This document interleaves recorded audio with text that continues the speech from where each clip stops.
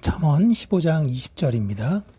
지혜로운 아들은 아비를 즐겁게 하여도 미련한 자는 어미를 업신 여기느니라. 아멘. 우리는 하나님을 아버지라는 상징으로 부르지만 하나님은 아버지의 속성만 가지고 계신 것이 아닌 어머니적 속성도 함께 가지고 계시죠. 아버지라고 부르는 이유는 가정에 있어서 대표성을 의미하는 뜻입니다.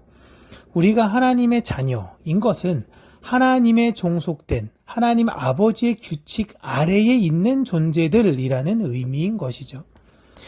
오늘 본문에서 등장하는 지혜로운 아들과 아버지와 어머니의 관계를 보시면 여러분, 지혜로운 아들만 아버지의 기쁨이 되는 것이 아니라 지혜로운 아들은 아버지나 어머니에게 기쁨이 되고 미련한 아들은 아버지나 어머니에게 괴로움이 됩니다.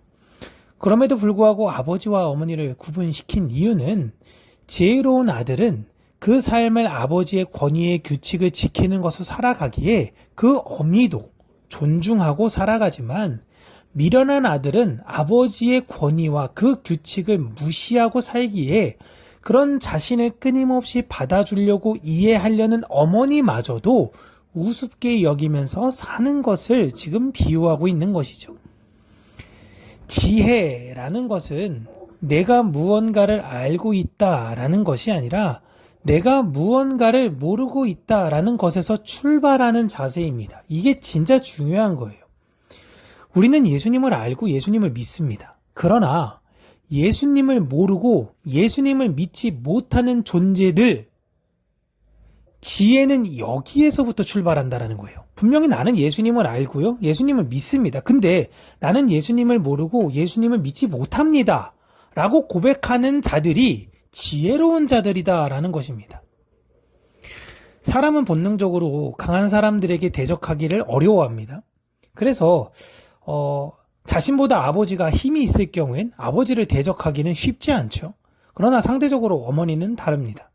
즉 하나님을 어떻게 생각하느냐, 하나님을 아버지, 두려움을 존재, 그런 분이라면 하나님을 대적할 수는 없습니다. 그러나 하나님을 무시해요. 그러나 하나님을 어머니처럼 생각한다면, 받아주는 존재, 이해하는 존재로만 생각한다면 하나님을 업신여기게 되는 것이죠.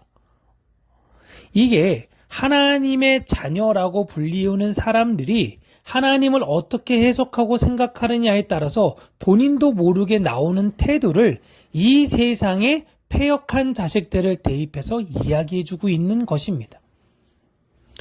하나님보다 내가 나를 더 잘 알고 이렇게 하는 것이 더 낫다라고 본인이 부모를 가르치려는 그러한 자식들, 그러한 사람들이 세상에서 볼 때는 지혜로워, 똑똑해 보인다라고 생각할 수 있어요.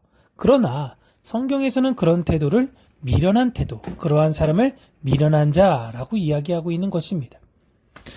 미련한 사람은 자신에게 가장 중요한 사람을 가장 쉽게 무시하고 업신 여기는 사람을 이야기하고 있는 거예요. 우리가 가장 사랑해야 되는 대상은 우리의 가족이고 내가 속한 공동체인데 나의 가족, 나의 공동체는 등한시하고 나와 전혀 일면식도 없는 혹은 그냥 어디 대외적으로 나의 이미지를 위해서 하는 그러한 사람들을 미련한 사람들이라고 이야기하는 것입니다. 오늘 나는 하나님의 은혜를 익숙하게 여기고 있는 건 아닌지 한 번 더 우리가 생각을 해봐야 돼요. 하나님을 잘 알고 있다고 내가 혹시 착각하고 있는 건 아닐까라는 걸 우리는 생각해 봐야 되는 것입니다.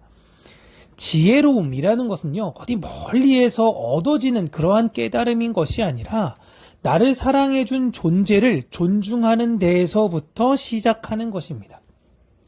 나를 가장 잘 이해하니 그를 무시하고 함부로 대하는 것이 아니라 가장 인격적으로 그들을 대하며 사랑하는 모습이 보여야 한다라는 것입니다.